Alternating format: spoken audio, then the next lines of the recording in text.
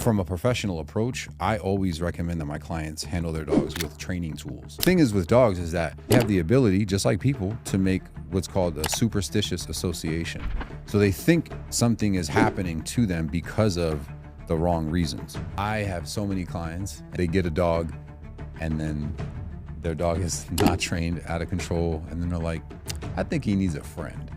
And when I have clients that say that, I'm like, no, your dog doesn't need a friend. You are your dog's friend. Where does that line draw? Like, if the dog's misbehaving and you hit it, is that out of line?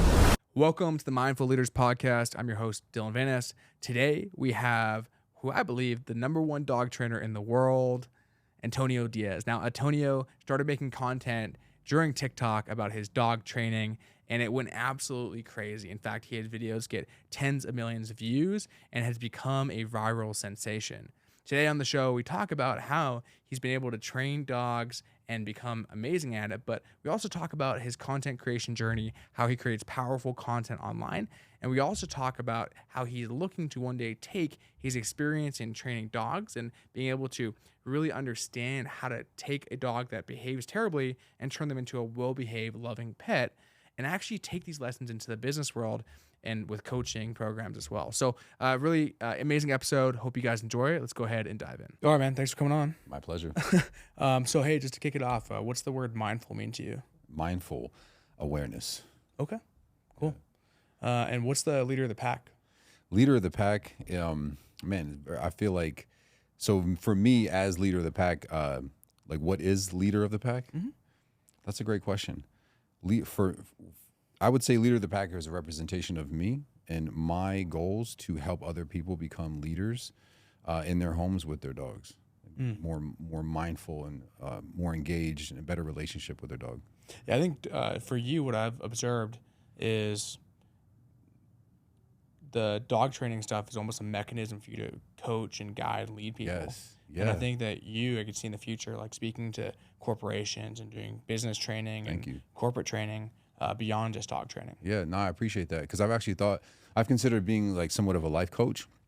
I've had lots of different areas of my life where I've been able to improve and felt like on some level or another, I've been able to help others improve, whether that be like my own personal weight loss journey, whom I've been able to help other people kind of get into fitness, dog training, and just general like life changes for me. Like I used to be a smoker, right? So I quit smoking. So those types of challenges for me, I've been able to help other people like not necessarily achieve, but at least become aware of their own potential.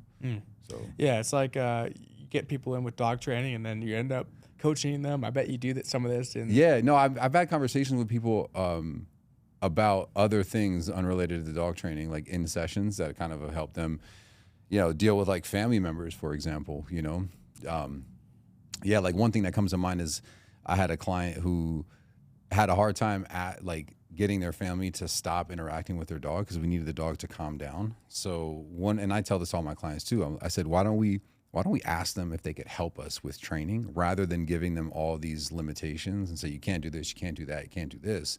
Why don't we ask them if they can help first? And so they did that, and it actually worked out really, really well. Just get them to help, and then they were willing to temporarily refrain from interacting with the dog because we told them like, hey, if you don't pet them when you first walk in, we'll bring the dog over to you so that way you can kind of have the interaction you're looking for. Do you mind helping us and doing it this way?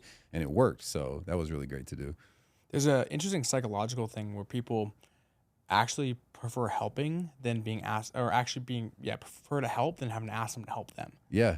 So if I'm like, hey, can you do me a favor? It's like you're like connect with me more now. Yes. It's like makes you happy. Yeah. Whereas if you have to come ask me for help, you go the other way. It's hard for people to ask for help, but it's very interesting.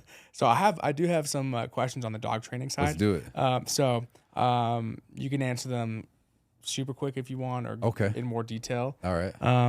But one of the things that's a little controversial is physical abuse when it comes to dogs, or manhandling dogs. So what's your philosophy around that? So I would say, first of all, we have to define abuse. You know what I mean? Because as a trainer who uses aversive training tools like prong collars and e-collars, like I'll have people in comment section of any one of the platforms that I'm on screaming abuse.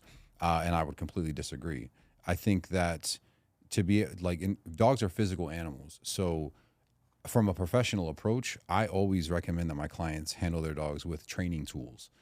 I don't recommend manhandling dogs or, being having to physically touch dogs with their hands unless it's to pet them and praise them. However, there are some instances where I give my clients a little bit of insight into how they can physically touch or move or direct their dogs without those training tools. But those are really reserved for moments in time where, for whatever reason, they weren't able to be proactive and be prepared. So my thoughts on, handling dogs physically is if you can do it correctly without ruining your relationship, I'd be okay with it. I know I do that with my dogs and with client dogs. I've had dogs that jump on me when I first come in the house, for example, and they're jumping and they're just so intense with it. They're like scratching me and the owner has no control. So one of the things that I do is I'll take two fingers and I'll poke the dog right here, kind of like in their clavicle, and I press down on them, and it makes it uncomfortable for them. They don't like that. I also know that there's the potential that if I poke a dog and cause them any discomfort, that they could try to snap at me or something like that. So I do that understanding the potential risk that's involved. And that's kind of unlikely, but it is a possibility, which is one of the reasons why I don't tell people they should be poking their dogs or doing anything like that. I don't consider any of what I just said abuse at all. Touching your dog, nudging them out of the way, it's totally fine. I think abuse is in excess of what's necessary or needed in any particular situation. Okay. And where's that line draw? Like if the depends dog's misbehaving and you hit it, yeah, is that out of line? I would say it depends on the situation. So generally what I tell my clients is the punishment has to fit the crime, meaning the intensity of your correction should match the dog's understanding of what they're doing wrong and the intensity of what the dog is doing. If I have a reactive dog, for example, every time they see another dog, they bark and they go, well, most people use this language, the dog goes crazy.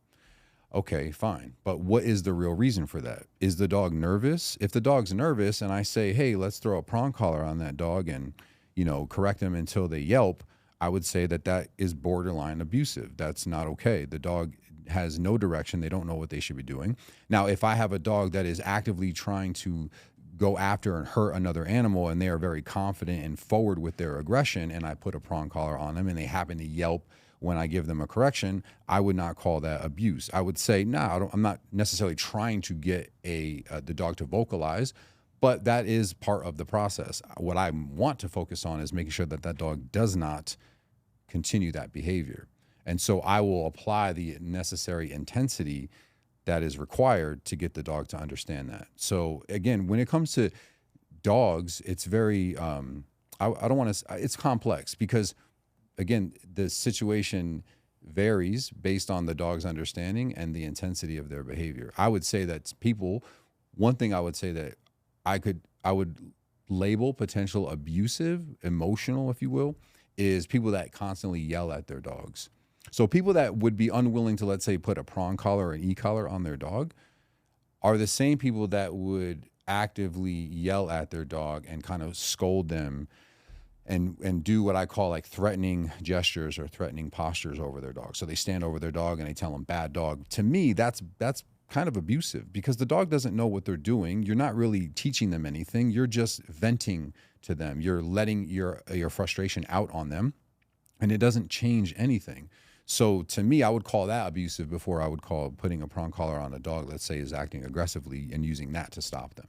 So, and again, I'm sure there are people that would disagree with me, but I'm a pretty sane and like thought out individual. So I'm weighing everything as best I can. And I think that my approach is probably one of the best that you'll find. So do dogs understand the yelling like that? Like if I hit a dog or if I yell at a dog, do they understand that it's the same kind of like repercussions for their action? It could, depending on the dog. So if a dog is a little bit more, let's say, sound sensitive and you yell at them, that could have the same effect on that dog as it would on another dog who would care less about the yelling but need that physical correction. And again, you could also pair it. So in dog training, it's called, now of course the term eludes me, A conditioned punisher. So, for example, if I yell no to a dog, that doesn't mean anything potentially to that dog. But if I say no just before I give them a physical correction, and I do that consistently, then the word no is a conditioned punisher. So then when I say no, the dog's like, oh, got it. I know that I've made a mistake. I know the consequence that follows that.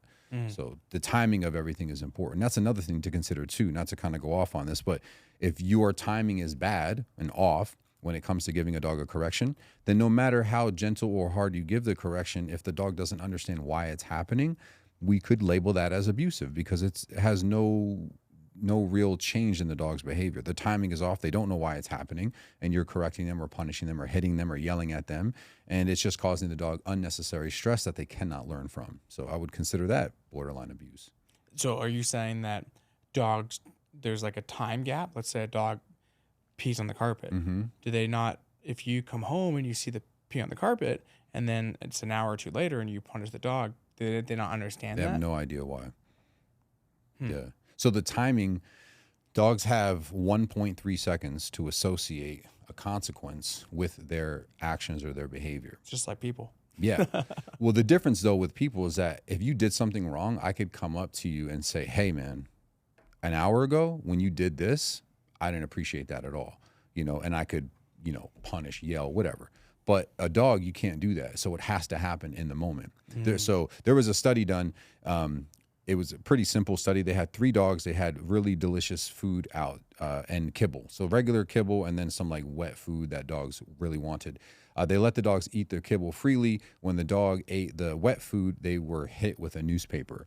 The first dog they hit as soon as they put their nose to that wet food. The second dog they hit, like, I want to say a few seconds after, 15 seconds or something. And then after that was like a minute or two. The dog that was hit as soon as he put his nose to the bowl, it took him 2 weeks to go near that food and eat that food again. So he was left in the room freely to wander around and would not go near that food for 2 weeks. The dog that was hit, I think like a couple minutes after, it took him, I want to say, what was it, like 3 hours? And he went right back and ate the food. So the difference in timing is very, very significant. So the more you wait to give a dog a correction, the less likely they'll understand why and the less effective it'll be. So, which is why timing has to be a part of that correction process. So for dogs if a dog's being aggressive, obviously you can correct that behavior in that moment. For dogs that are doing other stuff like using the bathroom in the house or, maybe like chewing on stuff that you don't see it till later, how do you train that towards the right behavior? So those are what I call supervision and management issues. In other words, you can't necessarily train your dog to do or not do something when you're not there. So in order to teach the dog not to do that, your best approach is prevention. So prevention would be, confining the dog into a space where they don't have access to those things. If I don't want my dog to chew on my shoes, I'll make sure that I close my closet door and keep an eye on the dog. So this is something that I teach my clients, so that supervision and management can be even like in the house with you having your dog on a leash. If your dog has a tendency to wander into the room and chew on things that they shouldn't do, then the best approach is going to be supervising them and managing them. And if it's a chewing issue, for example, then I'll make sure that I give my dog the appropriate things to chew. If I want to make sure that my dog understands not to chew on something, I might present them with the opportunity to do so and watch them from a distance and then correct them as soon as they go for it. So for example, I might let my dog wander into another room and then I kind of like sneak behind them and watch them. And then when they go to grab my shoes, I go, hey, and I clap really loud and then, kind of maybe do a little foot scuffle or something and make the dog run away like, oh shit. And that would probably be the extent of it. Maybe I might like poke them or something like that if I'm close enough. But that's what that would have to look like. You'd have to catch them literally in the act. And I tell people all the time, if your dog has an issue with chewing and you're hanging out on your phone and then you see your dog over there chewing and it's been a minute or 30 seconds or even longer and you run over there and you correct them, even though technically you were on time because they were in the act of doing it, what we don't realize is that they've been doing it. So for them, it's like everything was fine and then all of a sudden you come out of nowhere and you become like this unpredictable tyrant to your dog. So depending on your dog and their personality, they could respond to that by being afraid So now every time you catch them, they roll over and they pee. Or you could have a dog that's a little bit more strong-minded, and then they see you coming, they start growling at you, and they're like, try that again. I'm not going to tolerate it this time. Or you could have a dog that ends up running away from you. So then you tell them no, and then they start running, and now you have to chase your dog. So this is the implication of bad timing. Your dog doesn't quite understand what you're trying to teach them, and depending on the dog, you either look like a complete ass or they just become afraid of you. Are those reactions the reactions that would be also found if you hit them at the right timing? Say that. So what you said is they might cower, they might run away. Yes. Right. And so let's say you caught them right as the action was starting. Those are still going to be the same responses. Potentially, I would say you have less of a chance if your timing is good and the intensity is correct. So that intensity would again vary on the dog, based on the dog. If I have a dog that's fairly sensitive and I go, hey, and I clap and the dog is like, oh crap, and they, scurry away, we're good. If I do that and to a dog and they look at me like, yeah, I don't care about that, then I have to come over and physically grab them. Now, if I have a dog that I see as being defensive, then again, I don't have a problem giving a dog like that a correction, but I also am very empathetic and I try to understand it from the dog's perspective. If I'm eating something, if I'm having a good time and you come over and you try to take it from me, after a while, I'm going to be like, dude, what the hell, man? I'm trying to enjoy this. And it's difficult to explain to a dog that they can't have it, which is why, for me, the basis, the foundation of dealing with those types of issues are supervision and management. Because if I have a dog that likes to chew, I make sure I give them plenty of good things to chew on. This way, when I correct them, I can redirect them and go, hey, don't chew on that. Chew on this instead. Here you go. Good boy. I'm not mad at you. You're a good boy. Here you go. That's off limits, though. And if your relationship is good and you're doing everything right on the outside of that particular issue, you shouldn't have a problem with your dog wanting to retaliate against you. And so I would say there we have a bigger relationship issue. And I see that a lot with dogs, where they become defensive, where they learn that they can bully their owners. They come over and try to grab something, and they growl, and the owner's like, oh, I'm not touching that. And like, yeah, well, they just learned that's how they can get you to go away. What about taking a dog and let's say they chew some shoes or they pee somewhere, like take them and you hold them to that. Are they able to tell? Like you hold them to the spot they peed in or the thing they chewed up? So when I was in school, that was a question that we asked our instructor. And I've seen in comments, because I've talked about this in some videos, I've seen people say, I did that to my dog and it worked. And I won't argue with that, right? However, I would say that I don't agree with that. And again, because I know what I know about dogs, is that an option? Potentially. If you do that, would it work? Maybe. But for me, there's too much risk involved with that approach. If I come home and my dog peed, I'm going to look in the mirror and yell at myself because I left the dog out. You know what I'm saying? It's a dog. It's no different than yelling at a kid because they peed their bed. Like, to me, you run the risk of creating more stress and more issues surrounding that. And here's another thing that I'll put in perspective for anybody that has a dog that does that. If I have a dog that goes to the bathroom in the house and I correct them, punish them, whatever, and then I send them off into the yard on their own, there's the potential that the dog would gather from that information, not that going in outside is the right answer, but rather doing it away from me is the right answer. Because when they go outside or in other places in the house and I'm not there, it's fine.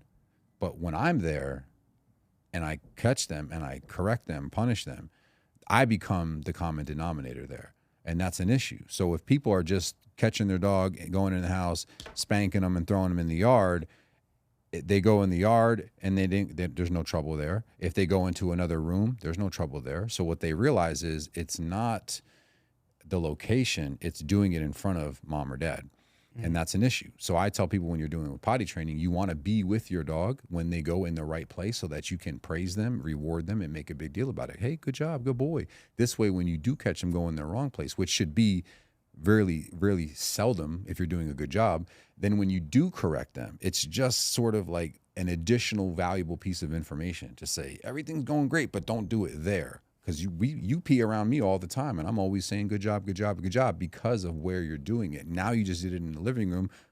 Bad answer. Interesting. Makes sense. So a dog could go and try to find a private spot to do it somewhere away from you because they think that's the right thing to do. Yeah, because you're not there. Outside or inside. Correct, because it's safe because it's not around you. You don't see them do it. So the thing is with dogs is that they have the ability, just like people, to make what's called a superstitious association. So they think something is happening to them because of the wrong reasons. Just same way, like a lot of times people unnecessary or unknowingly create a superstitious association with their dog when they misuse like an e-collar. They give their dog a correction at the wrong time, or they're not consistent with it. The dog could easily take the correction as happening because of something completely unrelated. Maybe they got a correction near the chair when they were trying to chew on something, let's say a shoe, but it was near the chair, and now the dog's afraid to go near that chair, just as an example. So this is why paying attention to your dog is really important, being able to implement good timing and being consistent. So, you ever tried to zap yourself with one of those collars? Yeah, immediately when I got my e-collar. What's it feel like? You ever have it hurts really bad. It hurts like shit. It's terrible. Which is why, I tell, and that's a whole nother topic in terms of like pain and stuff like that. But yeah, when I was in school, everybody had an option. We learned how to use e-collars, and everybody had a choice if they wanted to put it on themselves and try it. And of course, first of all, I'm a grown man, so I'm like, all right, I'm not gonna put this on a dog and use it if I don't know what it feels like. And so I put it on level 100, which is what it went to, and yeah, I know exactly what that feels like. It does not feel good at all on my neck. We should use those in prisons. Like, there was a movie where they did that. I forget how I watched this when I was like a kid, but there was a movie like that. They wore like a necklace that it gave them like an electrical charge, and I think it even might have like explosives in the neck, which is intense. But yeah, do something really bad, you get your head chopped. I think it was like they were trying to escape, and they were like, "Yeah, you're not gonna have a head if you try to do that." What do you think about dogs in multiples? Is it better to have more than one in a family? I think that depends on if the dog that you have first is trained or not. So, like, for example, I have so many clients, and I know so many people do this. They get a dog, and then their dog is not trained, out of control, and then they're like, I think he needs a friend. And when I have clients that say that, I'm like, no, your dog doesn't need a friend. You are your dog's friend. Your dog needs to be trained, and your dog needs to, I would say, you need to reach your goals with your dog, right? So then that could be different for many people. But I have had clients who disregard that advice, and then they end up getting another dog, and then they call me and they're like, you were right. And not that I care about being right. That's not it. I'm just trying to save people the headache. But the problem with dogs, if you have a dog with problems, they bark a lot, they're wild, they don't listen to you, and then you get another dog, you run the risk of having double of your current problems, because dogs mimic each other. So if you have one dog that's barking like crazy, chances are the other one's going to follow suit and do the same thing. But if you have a dog that is well behaved and listens and responds well, then you can expedite the training process with that new dog. I've had dogs in my house where, for example, they don't know down. And I've literally had both my dogs, and I'll say down, Brooklyn lays down, reward. Logan, down, he lays down, reward. New dog, down. They don't know it, so they don't do it. And I skip them, no food. Brooklyn, down, reward. Logan, down, reward. New dog, down, nothing. And I do that a handful of times, and next thing you know, that new dog starts looking at my dogs going, I'm gonna try that behavior. And then they lay down, and then they get hooked up. And so I've taught my dog Logan how to speak by doing the same thing with my dog Brooklyn. When I first got Logan, I sat him and Brooklyn right next to each other. Brooklyn, speak. She barked, reward. Logan, speak, nothing. Brooklyn, speak, bark, reward. Logan, speak, nothing, no reward. And I repeated that, and I think I did like 2 5-minute sessions like that. And you can just see Logan getting frustrated. And then by the third one, I think I was like a couple of reps in, and then he started barking, and I just started throwing food at him, And it's stuff like that for me is just so fascinating, the way that they learn, Yeah. But I would say it'd be a headache for somebody to get 2 dogs and not have them trained. But aren't they happier in pairs? I think that depends on the dog. That's no different than saying like I don't know if you have siblings or not, but imagine, you're 5 years old, you don't have a brother or sister, and you find out that your parents are having another kid. It depends. I know when I was a kid, this is a true story. When I was a kid, my mother, after she had my sister, we were in the hospital and I'm looking at my sister from, through the glass, and my mother goes, "Isn't she beautiful, son?" And I looked at my mother and I said, "Yeah, when is she going back?" Like, that's what I said at 4 years old. I didn't want a sister. I think I wanted a brother. I'm not really sure, but I definitely didn't want my sister, but there are other kids, when they find out that their mom is having a baby, they can't wait to have a little brother or a little sister. And I think dogs are the same way. I think some are very disappointed, for lack of a better word. They're frustrated, they're annoyed, especially if it's an older dog and people bring home a puppy. Now you have this young puppy all up in the dog's face and in their business and sharing things and taking things, and it can create a lot of drama. And then other people, they get a puppy and their dogs get along great because maybe that dog, even though they're a little older, maybe they have a lot of energy and they just vibe well with that dog. So I think it really just depends.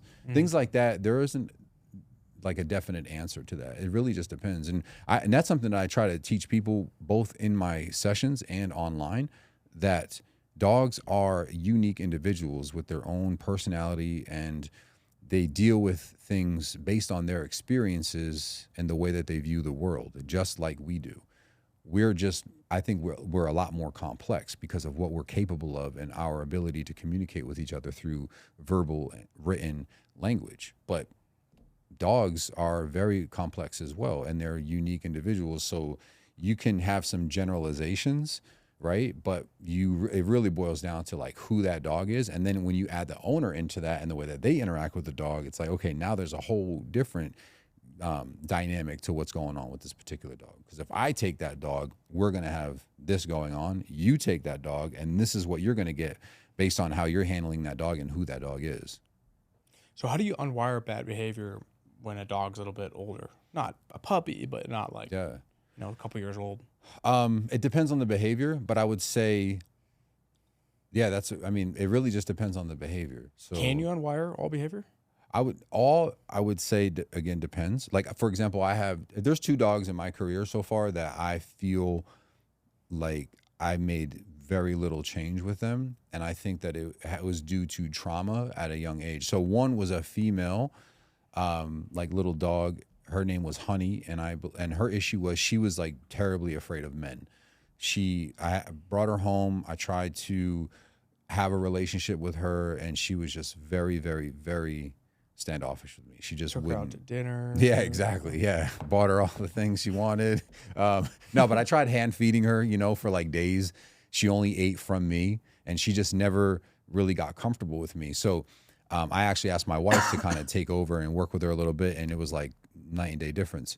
She vibed with my wife. So my suggestion to the owner, who had a lot of dogs, she's into rescue and stuff, and I said, I think that, because the issue was like the dog with her husband. So she ended up finding a woman who was single, and it was her and I think maybe one other dog, and it was like a beautiful match. And I had another couple that reached out to me, and I worked with their dog. His name was Sebastian, and this dog came from a hoarding situation. And again, with both dogs, I strongly believe that they had some sort of traumatic issue when they were younger that really significantly impacted them. It was very difficult. And I would say, again, it's a lot like us. We all have our traumas in our lives. You know what I mean? We all have some form of childhood trauma.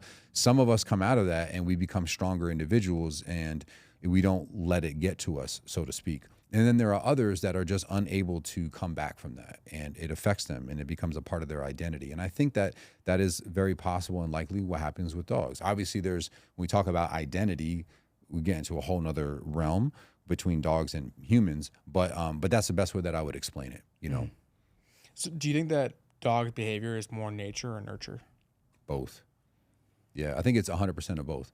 And I say that meaning, like, for example, genetics and environment, because you can have a dog that is genetically predisposed to be a certain way, but through the way that you raise them, you can manage that and significantly reduce the outcome of said behaviors based on genetics. And then you have a dog who's like a perfectly good dog, but because of his experiences is now ruined, for example. So I think it's both. You know, a lot of people have a hard time understanding that, which is why, let's say, for example, people have like a hatred towards, let's say, pit bulls, for example, because they look at those dogs and they're like, I don't care what you tell me about that dog. It's a killing machine, and everybody needs to hide their kids, hide their wife. And I understand that, but I could get that perspective. I can say to somebody, look, I get why you feel that way, but I don't agree with that. As a professional and somebody who's met all types of dogs, every dog has the propensity to bite. Every dog can bite. Now, some may do it more than others based on what we see and hear in the news, and I get that. But yeah, everything isn't black and white. What do you think about people that sleep with their dogs in their bed? I mean, I feel like you should probably take 2 showers a day, but no, I mean, I'll be honest, I don't really care. I would say I don't have a problem with it unless A, you do, or B, your dog is displaying behavior that I think having them in the bed doesn't help, you know? So for example, if you have a dog that, and I've had people like this, if you have a dog that, you know, let's say you get into bed, you're in bed with your dog and your girlfriend, your wife comes to join you and the dog growls, that's a problem.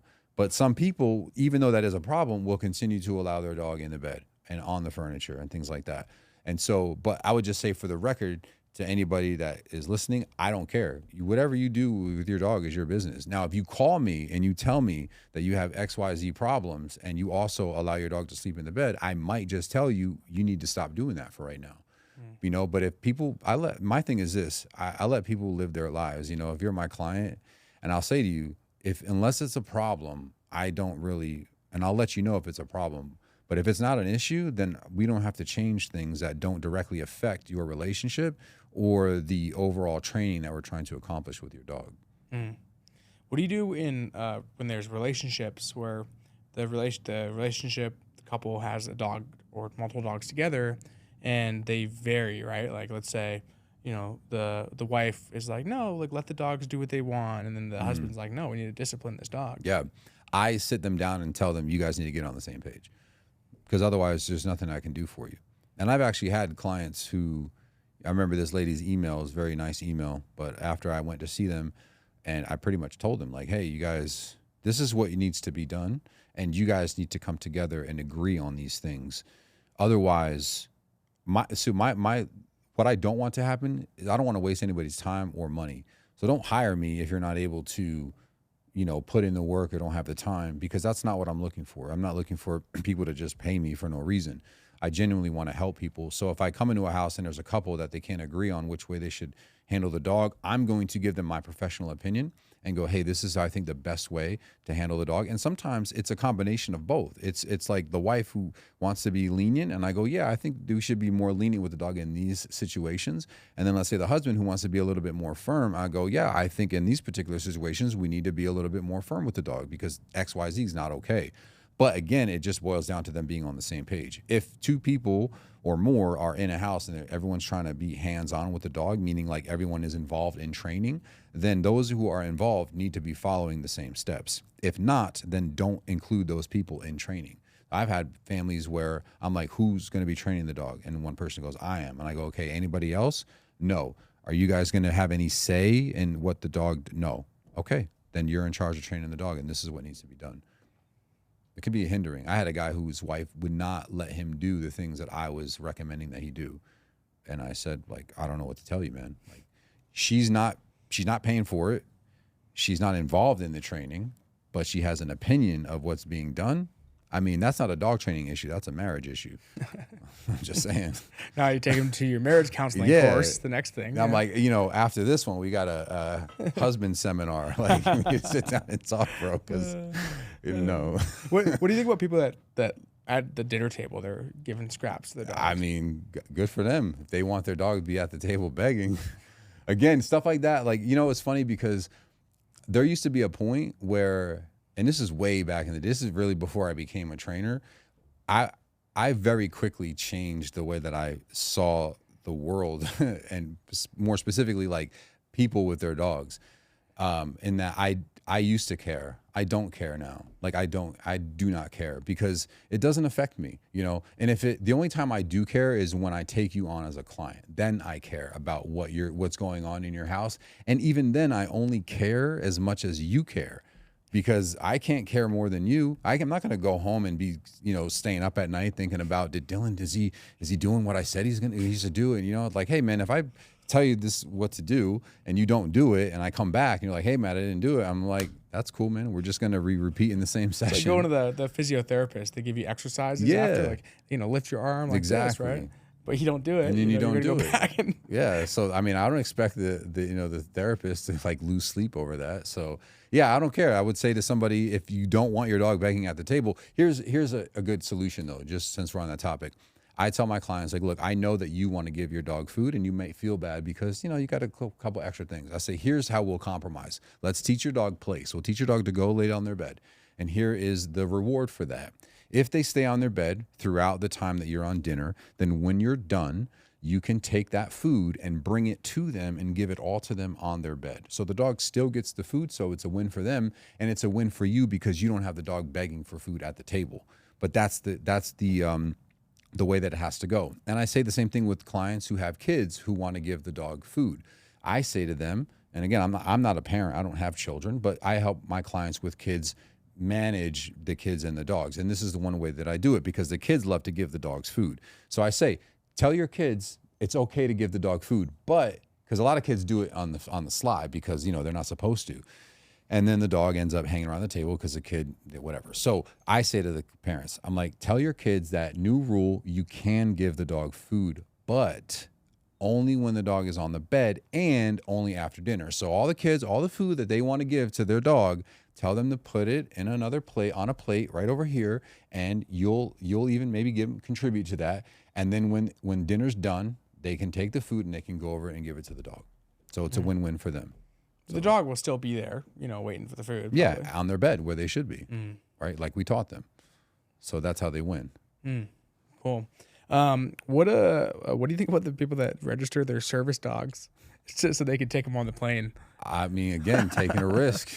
Here's my thing. I don't like when I see people with service dogs that are clearly not service dogs. Like I understand when I see the dog's like jumping off the leash. Yeah. I mean, I don't say anything because I'm not that kind of person. But you're thinking it. I mean, yeah, I look at them. I'm just like, I hope somebody says something. I mean, when I used to work in the service industry out here in Vegas, I remember there was a guy who came in with his dog and, they're feeding him scraps under the table. And I even went up to my manager and I just got out of school. So I was just starting my business and I went up to him and I was like, hey man, I'm like, this dog's not a service dog. And I said, I'm telling you for a fact he's not. And he's just like, I hear you, but I don't really want the problem, of kicking this guy out and all that. He's like, so as long as the dog is not doing anything crazy, he's fine. And I was like, fair enough. And I just went back to work, like, whatever, I mean, what am I going to do? Well, you can go online and buy a service dog thing for like $50.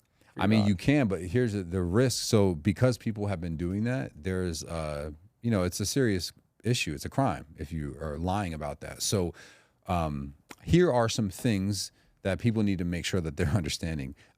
Any owner of any establishment can ask you what the dog, what their tasks are. Like, what is a dog supposed to be doing, right? So that's not illegal. A lot of people think, oh, you can't ask me that. Yeah, you can. Yes, you can. You can go up to any person with a service dog and say, what is the role of your service dog? What services do they refuse to answer, though, probably. Well, they have to tell you. Yeah, they have to tell you. And then also, if your dog is not under your control, and somebody could potentially test this. I don't know the legality of this, but like, let's say that I'm the manager of a restaurant and you bring your dog in and I'm thinking this dog isn't a service dog. I would ask you, sir, can you put your dog in a down? Right? Because let's say your dog was out at the end of the leash and I felt like it was bothering some of the patrons. I could come over and say, sir, could you do me a favor and just have your dog in a stay position, like a sit or a down? And if you couldn't get your dog to go into a down and it took you more than a handful of commands to get them to go into a down, I could say, you don't have control of your dog, sir. I'm going to have to ask you to leave. Whether your dog is a registered service dog or not is irrelevant. You don't have control over that dog. So just because your dog is a service dog, and if they were, doesn't mean that I have to allow you in here with your dog when they are not under your control. So that would be a loophole for any business that wanted to get rid of somebody who they felt wasn't a service dog. Because if your dog is a service dog, you should be able to say to your dog down, and that dog downs like easily. Well, different dogs have different purposes, though. Yeah. I have a friend that legitimately got his dog serviced to be a mold sniffing dog because he has mold sensitivity. Yeah. And I mean, look, to the degree of what, I don't know how severe the mold is, they want to travel with their dog too. But like, you know, he's fine with the dog. The dog's like, you know, a big freaking dog too. He's not even one of those carriers under the seat. He's a big dog. But he's a mold sniffing dog. I don't know if that dog necessarily has to sit down. No, that's true. But again, I feel like that's the thing. Even let's just say that service may not be something that we would consider absolutely necessary to have that dog with him in public. Ultimately, I think the deciding factor would be, does this person have control over their dog? Yeah. Is it disrupting other patrons? Exactly. And if it is, then regardless of the dog's legitimacy of a service dog or not, I would say the owner of the establishment or manager or whomever has the ability and the right to ask them to leave. So, and I see that a lot. Again, people bring their service dogs or whatever, and it's like, yeah, that dog is not a service dog. Yeah, because if it's no like attention to the like owner. a blind, like a dog for someone who doesn't have vision, right? They're gonna have control over that dog. Yeah, that's gonna be a properly trained dog. Exactly. If it's blood sugar. Yeah, like sniffing for diabetes, detection, exactly. They're going to be attentive to the owner. Well, you can tell because these dogs will be, they'll have a service vest on, but every person they see, you can tell that they're excited, and if people are letting others come up and pet their service dog, not a service dog, because the dog's working, so they can't be getting having interactions with other people. That's not their job. There's no service task that requires that I can think of. I mean, if something comes up, I would love to hear it. So you're like a big time influencer in the dog world. I guess so. That came out of nowhere. Are there any? I don't know if there's anyone bigger than you in the dog training. Oh, I'm sure there are. Yeah, no, I know a guy who's got a big following. Me and him are pretty cool. Yeah, but he bought his. Maybe, I don't know. I know he's got a production team. It's just me and my wife, man. So, well, you got to start using the studio. I guess I do. But so what was the first piece of content that you remember making? Yes, I remember it very clearly. What was it? All right, so it was on TikTok. It was actually February 14th, 2021, and I only remember that because it's Valentine's Day. And it was a video about separation anxiety, and I just made this like quick little video. And my buddy, he's been my buddy Dave, MTO, he told me, he's like, just post something, man. He's like, just whatever. So I did it. And yeah, the next thing I know, I woke up the next day, I had 5,000 followers on TikTok. And I was like, what? And mind you, I only had 2,000 followers on Instagram at the time. That video must have got about 500,000 views. About right now? No, that first video. You must have had about 500,000 views. Because that one video that popped off. No, it didn't actually. It only had, it didn't. It was crazy that like the growth on TikTok in early 2021 for me was just crazy because how many views did that video get? I don't remember. I just remember, I would say probably like, I want to say maybe like 10, 20,000. Wow. Yeah. Which just surprises me that I got so many followers from it. But I remember getting like 5,000 followers, and then I was like, oh, I posted another video, and and then all of a sudden, I mean, these videos, the first video that I ever posted on TikTok that got over 50,000 views was, and I remember like watching, I kept opening my phone and seeing it like rise, and it was a video that I made with this Pitski. She was a Pit Husky mix. Her name was Piper. I was doing a quick video about why your dog might be cutting in front of you if you're holding the food. If you have the food bag, let's say, in your right side and your dog's on your left and you go to feed them, the dog's going to cut in front of you. So like one quick, easy solution is just to put the food bag on the same side as the dog and then just reward them like this so they stay here rather than cut in front of you. And that video was hitting like 50,000. And then yeah, TikTok sucks now for me. Instagram. For most people it does too. Yeah, it's terrible. Like they prioritize shopping content. Yes. And honestly, like I'm not gonna lie, I've considered doing it, but I'm like, man, I don't want to be like a freaking it reminds me of the Truman Show when it's like all of a sudden nowhere and they're like, chocolate, we've got this chocolate here, or whatever. Like, what do you think of the Truman Show? The movie, I think it's a documentary. To be honest with you, of us, of the way that we're like, we live in this staged reality. Yeah, I mean, that's a whole nother topic, man. You know what's interesting? So, yeah, short tangent. Dude, the interesting thing about that is that movie and a lot of movies meet people with where they're at. So if you ask someone, the reason I asked you is to see where you're at from your mental perspective. Because a lot of people, you ask them, oh, yeah, that was a cool movie. That's it. Yeah. Right? But other people are like that. For me, the first time I watched it, I was like, holy crap. Yeah. Like, it was meaningful to me. Yeah. And there's other things too, like Star Wars. Some people are like, think that's the coolest thing, or The Matrix is a good one as well. Yeah. People are like, yeah, The Matrix, that's like real life. Other people are like, yeah, So yeah, it's just a movie. A lot of content you can see where people think just based on the lessons or the things they took from a movie. Yeah. No, I think that, yeah. So yeah, but you don't want to do Google. You don't want to do TikTok shopping. No, I don't. No, I mean, the thing is too, like, I make my own leashes, which I still haven't even like promoted that. You know what I mean? Like, people don't even know that. My clients know that when I do group classes or, private sessions. And I'm thinking to myself, like, I would promote my stuff before I start promoting somebody else's, you know? You can make a shop. You can make your own TikTok shop. Oh, yeah? Yeah. I might have to do that then. You call it like the leader of the pack and have dog products. Yeah.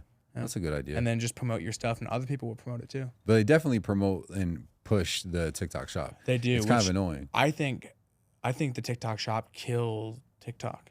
I agree, because every time, I mean, it's either a sponsored video or it's a TikTok shop, which is basically a sponsored video. Yep. So just thank you. And the thing is, what I don't like about that either is that when I first, so it's smart in that the content itself seems very organic. So you want to watch it, but so I'm sure you probably do the same thing now. Like, you're watching it, and then immediately as you start watching it, you look down in the left corner. Here, yeah, and you're like, okay. And so I don't trust people with their, the way that they're like, I just got this. Yeah, new guys, thing. I've been dealing with acne, and like my face is so clear now, and I'm like, TikTok shop. I'm like, get the hell out of here. You're a lion. You know what I mean? Like, I can't trust it. Have you bought anything off TikTok shop? I did, actually. It's it was like. It's not a Bible. It's like it's kind of, I don't know how to explain it. It's basically like, it takes the stories and it kind of makes them like easier to read through. Like each book has its own sort of like story, but it's not like as detailed. You bought it 6 months ago. Still haven't got it yet, though. No, actually, I bought it like a week ago. I still haven't got it. I'm still waiting for it. Yeah.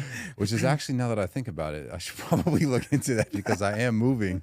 So then maybe there's something. Maybe it's like being held at the post office. Yeah. But that's the only thing I bought, and I literally just did that like a week ago. I've been close to buying stuff multiple times, and I'm like, and then there's friction there, which is what they're trying to do, is get people over that friction with these incentives, right? Like it's a $40 thing, but you get it for $20. Yeah. Right. Mm-hmm. That's probably what happened, right? Yeah. I was like, okay, it's like 47% off. But now your card's on file, your shipping address on file. So now you can pretty much do like on Amazon. How much stuff do you buy on Amazon? I try not to buy a lot because really? Like because I've recognized that it's almost like a dopamine thing. You're like, ooh, anything you want, you can think of, you know what I mean? Like, I'm over here looking up stuff right now. We're buying plants, and we wanted to like whatever those plants that like a vine. So I'm like, oh, we need a trellis. So I'm like looking up trellis on Amazon and whatnot. So, and I'm like, you know what? Let me just see, first of all, before I spend like $80 on Amazon, let me just look in like Facebook Marketplace to see if anyone's getting rid of something like a little wood thing, or maybe I can go to Home Depot and make my own for like $10, That's good. That's good behavior. Yeah, I'm trying. But the thing with Amazon is you need something, you just whoop, whoop, whoop, you order it. Believe me, I save know. a ton of time. I'm not saying that I've never. I'm just saying that currently I am in the process of like changing those behaviors. I have a threshold where if it's over $100, I'll wait, and I'll just like save it for later. And then if it comes back to my head and I want it again a couple days later, I'll buy it at that point. Yeah. And I guess the threshold, depending on how much more expensive it is, the time goes up. I'll be like, oh yeah, let me like, for stuff I've been wanting a cold plunge. Like ice baths. Yeah. I've been wanting one for like 6 years, but I'm like, if I don't jump in my pool when it's cold in the winter every single day, spending $5,000 on an ice bath isn't going to make me jump in it. I mean, that makes sense. And that's a good thought process to have, because sometimes we lie to ourselves and say that we're going to use something, and we're not. Like, there's that little voice inside that's like, yeah, right, you full of shit, bro. Stop playing. You got to listen to that voice sometimes. It's like, no, don't do it. So what was the first piece of content for you that just went crazy? Well, I mean, I feel like for me at the time, that video, that 50,000 views was a lot. Then there was another one, like I want to say it was like the first million plus was a video of me in the kitchen. I was feeding my dogs and I wanted to make a video about how they wouldn't go for the food on the floor. So I'm standing in my kitchen and the camera's like right over there. And I look at the camera and I'm like, what did I say? What if I said, what if I drop this? What if I accidentally drop this? And I was like, this is chicken. And I just dropped a chicken drumstick on the floor or a leg. And then I was like, and this is eggs. And it was like fried egg. And I just dropped it on the floor. And then I walked away and I like picked up the camera and walked away into like the hallway. So you couldn't see, I like walked away from my dogs. And then I said something in the camera. I come back and I put it down again. And the dogs are just still sitting, like laying down. And yeah, that one got over like 10 million or plus. And then because no one's dog's doing that. Yeah, no, I mean, not some can, but not a lot, you know. And they're eating that chicken drumstick and that egg. Some of my most viral content pieces have been either a very helpful tip or it's been me kind of showing off like how awesome my dogs are. So those are usually the ones that do the best, and then everything else like in between. You know, I'll have like opinion pieces or whatever where I just kind of like say how I feel about something, or you know, maybe some other helpful information, but it's just not that. It does not as catchy. It doesn't pick up as much. So when did Instagram start growing for you? I would say right around the time of that video, the one that I just mentioned of me in the kitchen. I think it was Be Viral who reached out to me, and which I won't do it again. They like licensed the video. So they ended up posting it and did like a collab with me. And so that brought in a ton of followers. And then why wouldn't you do it again? Because from what I understand, like you give them the rights to your video, and I just feel like I'm good. You know, I don't necessarily need that. I'll say that there was another company that reached out, and I looked them up and saw a couple of different opinions about them, and most of them were negative, and I was just like, yeah, I don't really see the need for that. It's my content, and so I don't really see why I will give others the right to that content. You know, it's not, especially now, it's not necessary. What if it helps you grow more? You know, you get another 100,000 followers, or I would maybe consider it, but I would need almost a guarantee that was going to happen. You know, so, and plus, I mean, I've had some other opportunities that I would say like either turned down, or I just wasn't as excited about them as I thought I would be in the past. And then when they were presented to me, I was like, it's kind of like this. I look at it like J. Cole is a good example, right? So he grew himself without like record labels, and there are other artists who do that. And I think that a lot of times what seems to be like a really good idea or really cool, you know, like if a company reached out and says, oh, we want to do a show with you, like that sounds great. But what you don't realize is that they're going to take everything from you. You're not going to really have the rights to your own content. I had somebody reach out to me and wanted to help me, or wanted me to help them create like an indoor dog park that was completely, basically it was like a membership, right? And so they wanted me to help them create everything. Like they wanted me to train people to learn how to observe dogs and basically do all these like temperament tests and everything, and like train trainers. It was a whole thing. And I was like, hell yeah, this is an amazing opportunity. I was very excited about being in a position where I would be like operating this whole thing and potentially opening more places. But when I read the contract basically said that anything from that day forward that I create would be theirs. That means if I wrote a book, they own that book. They have the rights to that book. And I was like, there's no way. And I didn't even want to negotiate. Once I read that contract, I was like, you guys must not know. Can I curse on here? Yeah. I was like, you guys must not know who the fuck I am. Because if you think that I'm going to sign away that just for the idea of like being in the position that you're going to place me in, it doesn't mean anything to me, because you're going to take everything that I've worked for. And to me, that's what happens to a lot of artists, or even, anybody for that matter, who, they come in and like, oh, you're doing such a great job. Let us, uplift you. We'll put you up here. And it's like, I'm okay. I can do those things on my own. And if I can't, then guess what? Then it's not for me, and I'm good with that. Interesting. That's an interesting perspective. I know that from me on the business end, I'm always thinking about, well, who can I bring in, or what can I do to elevate to the next level? And so for me, it's like, yeah, okay, I'm happy to give some here if it's going to help me grow and elevate. And it sounds like you have a different perspective, which is like, I want to maintain control of this because I know my worth. Yeah, but I'm not opposed to what you said. It's just that, for me, it just depends. Like, for example, with Be Viral, that actually worked out, I think, in my favor. The video was cool. It got a lot of traction, and them posting it helped a lot. Another video, though, that I did not license that did just as well, because I had people reaching out asking me if they could share the content and tag me.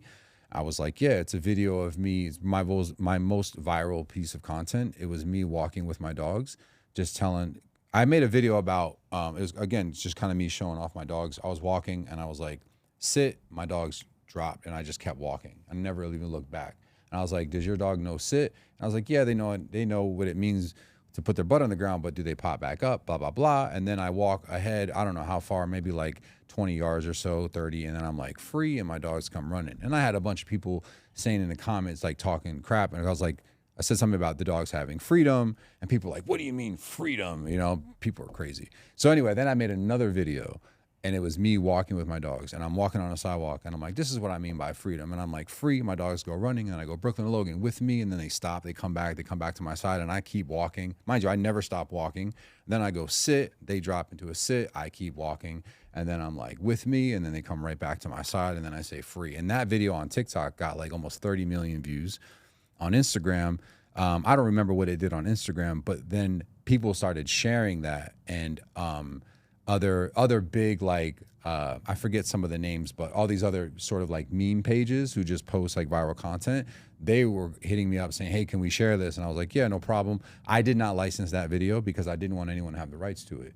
So, but that ended up putting me at like, I remember in 2022, I went from on Instagram having like 16,000 followers to waking up and having like 25. And then like the next day it was at like 50. And then the next day it was at like 80. And then it just kept going and going. And then I ended up stopping somewhere around 180. And then on TikTok, I went from having 400,000 followers with that video to 900,000 followers. And I was like, well, that's crazy. Like crazy. So, and I've also learned over the years there's a lot of things you have to learn when it comes to social media.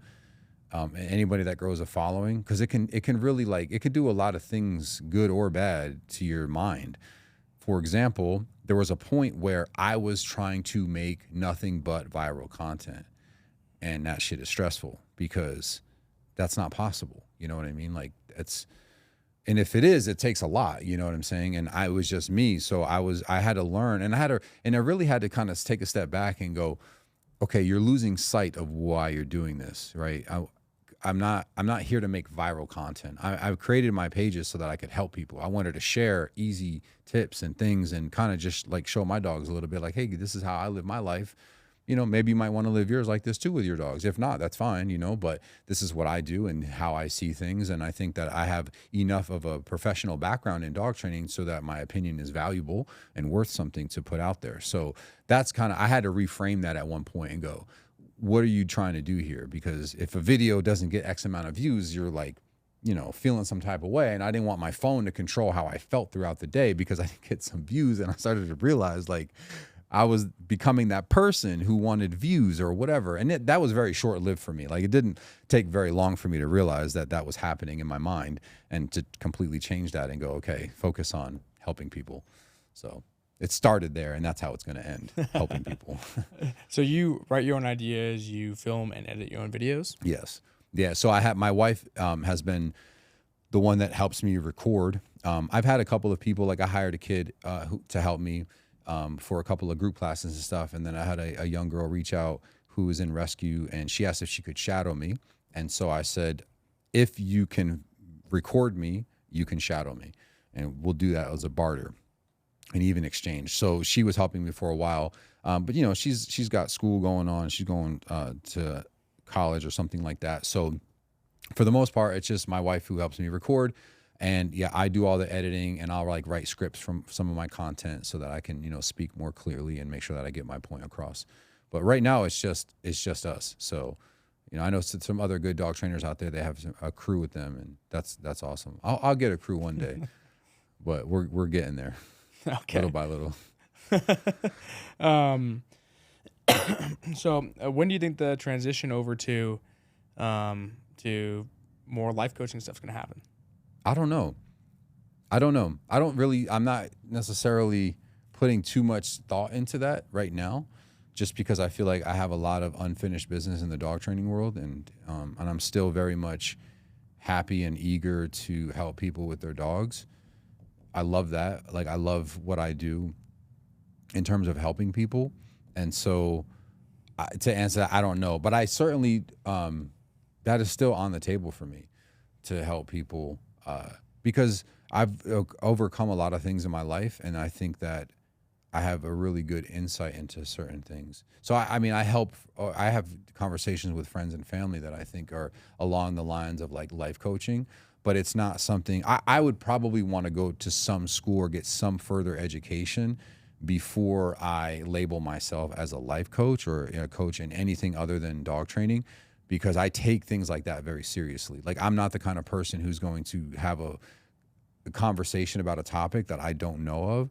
And if I do, I will let you know. I'm not 100% sure or whatever. I'll clarify that kind of stuff. But that was how I felt when I got into dog training. The moment that I realized I wanted to be a dog trainer was I was at a park, and this lady was struggling with her dog. And I had my dog, Brooklyn. I had trained her on my own, watching videos and whatnot. And I felt so strongly the urge to help this lady. But before I would ever stand up and walk up to her and go, hey, I could really help you, I would want to make sure I knew what the F I was talking about. So that was the seed in my mind that said, okay, I think I could do something with this. How can I expand my knowledge? And so then I looked in, and I was like, oh, there's actually dog training schools. So then I went to school. And then after school, when I came out, the first thing I did was I reached out to rescues so that I could further my education and get hands-on training. Because yeah, I did it in school, but now I was like, okay, it's real life. And so I wanted to make sure that I really knew what the hell I was talking about, And again, you could go to school, but it really doesn't mean much if you don't have any hands-on experience. So that was the first thing I gave myself, was that continued education. I bought books. I still continue to read books and, take in some other valuable information that I feel is valuable and important. So yeah, for me, like, learning is a lifelong thing. So I would never, I'm not in a position right now to call myself a life coach. I'll just say that. I'm sure a lot of the lessons from dogs you could translate over, though. Oh my God, yeah. I mean, I give people examples all the time. I tell them, like, I don't have kids, but if we were talking about kids, this is how I would frame that. Like an example I give is like when we use food for training, I tell people food is like an incentive for your dog. It's like having a kid and saying, hey, I'll give you $20 for you to do the chores around the house. But that doesn't mean that if you don't have $20 that your kid doesn't have to do the chores. And so that's the thing with food. Just be like, I like to use food to make it more fun for the dogs and give them an incentive and motivate them to learn what I want them to do. But just because I don't have food doesn't mean that if I ask my dog for a sit or down, that they could just blow me off and be like, yeah, all right, no food, I'm out of here. No. Then that's why there are consequences. And, this is how you teach the dog, no different than a kid. If a kid says, oh, I'm not going to do my chores then, Dad, you would say, yeah, you are. Because if not, then you're not going to your friend's party. You're not going to ride your bike. And I'm putting your PlayStation, your Xbox in my room, and you're not going to play your game. And your kid's going to go, oh, no, Dad, please. Okay, fine. I'll clean my room. But with dogs, we can't tell them that we're not going to take them to the park later on that night if they don't sit when we ask them to. So you have to communicate with them in the moment. So that, is a difference where I like to explain to people. But you could probably write a book and like contrast the two, right? Yeah, I've actually thought about doing that. Yeah, kind of just like giving all these different examples of like a kid and then a dog. But again, I'm not a parent. I don't have a kid, so I really be some of the stuff I would just be speaking. You could co-author with someone who specializes. Yeah, I was going to say, it'd have to be like someone else kind of filling in those blanks for me. I've seen people do that kind of style with business too. Like, you take your experiences with that, and then you write a chapter, and then they write a chapter about the business world. That's a great idea, and it'd be an interesting flow, especially for dog lovers. For sure. Yeah. Do you remember the first time you got recognized in public? Not the first time, but I remember one of the most two really cool times for me was one. I was on a flight back from Spain, and I was recognized on the plane, and that was pretty cool because it was like international, And so I was like, "Oh, you're an international celebrity." I'm like I'm a pretty like humble person. Like that's really who I am. Humble to say but that. Jokingly, I'm the most humble person I know. No, it's true though. I'm not like I am, but I say that I say that just because like at home as a joke, like I act like like it's just another. You jokingly example. Walk in like, he's I'm like, back. yeah, like they see me on the planes in Spain, but that's like between my wife and I, we joke around. But there's that, and then there was another time where I was in an airport in Atlanta, and I got a comment on Instagram, and someone's like, "Hey man, I think I saw you at the airport in Atlanta, or someone that looked just like you." But I didn't want to be weird and like come up to you. And I was like, no, be weird. Like come and say hi to me. So yeah, and to anybody listening, like if you guys see me out in public, come say hi. I'm a friendly person. I don't mind at all. I'll shake your hand. I'll talk to you about your dog. He needs more stuff to bring back to his wife. Yeah, exactly. Yeah, but it's fun, actually that's something that I had to remember. For example, being out in public before social media, nobody knew who I was. So if I did something stupid, whatever. But now it's like, that's Antonio, leader of the pack, acting like an asshole over there. So, not that I walk around acting like a jerk, but just certain things, like you got to be mindful of that. Yeah. So it's just a different way of thinking. Can't yell at the flight attendants now. Yeah, I mean, I would never, but no, I mean, I don't do anything off the wall, but it's just something that I've considered, like, I wouldn't want to do anything where someone's like, yeah, got him, 4K. Like, here he is. Look at this guy, leader of the pack, Loser of the pack. Yeah, really. exactly. Yeah. So I've thought about those things now, which I never had to think about them before. Yeah, that's cool, man. Yeah. How can people work with you or learn more about you? You can hit me up on any of my social media channels at Leader of the Pack LV.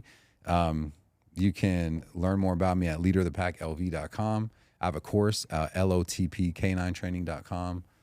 And yeah, that's it. Just shout me, say hello to me on Instagram, or find me in the airport. Apparently, that's where. Or on a plane from Spain. Yeah, exactly. What are you doing in Spain? Visiting family. Okay. Yeah, my dad's from Spain, so my wife and we've been there a couple of times. I've been there quite a bit since I was in my early 20s. What are people from Spain called? What's their Spaniards? Spaniards. Okay. Yeah. It's not Spainese. Yes. We should change it though. I'm Spainese. Spainese. Spaniard. Spanish. You're Spanish or you're a Spaniard. Yeah. I think you could roll with Spanish. Like if you felt weird saying Spaniard, Anything else to share? No, I think that's it. Okay. Dude, it's been fun, man. I got one last thing for you. Yeah, let's do it. The last guest I had, they wrote a question that you're gonna answer, and then you'll write a question. For this guest. So, all right. I actually don't know what this is. I like that. All right. So, Dr. Kyle Freeman said, "What is something very few people know about you that you wish more people did know?" That's a good question. International celebrity. Yeah. I'm an avid chess player. Oh, no way. And if you want to get your ass whipped in chess, then hit me up. Yeah. I'm on chess.com, Invictus with a K. Should be a leader of the pack. Yeah. Well, I had that for years, so I never changed it. What's your ELO? Right now, it's nothing to brag about. I'm actually I'll brag more about my puzzles rating, which I'm like a 25 plus 100 rating. Okay. But my games, I don't, because it's online, I kind of like, whatever. I mean, I've been up to like 1,800 on like the daily games, which is pretty good. It's way above average. But I play like the 1 minute games, cause it's hard for me to dedicate, but I have, I like to play in person, like a nice long game. So I played a couple high rated guys. They beat me, but I gave them a pretty good run. So, But yeah, I like to play chess. It's hard to go from playing on the app to playing in person because the pieces look different. You know? Do, yeah. And also like the speed chess, like I play like again bullet chess or blitz. So yeah, you just it happens so crazy. fast, yeah. So when I'm playing in person, I have to like really slow it down. And even when I try to play online and slow the pace down, my mind, like I'm just like, come on, hurry up and move. You know, I'm in such a rush. So there is a bit of a transition, but yeah, I would say that's something that people don't know about me that I want people to know. I get down in chess. Antonio, the king of the chess, leader of chess. Trying to be. Thanks for coming on, man. Yeah, my pleasure. Thank you for having me. All right, what should I ask?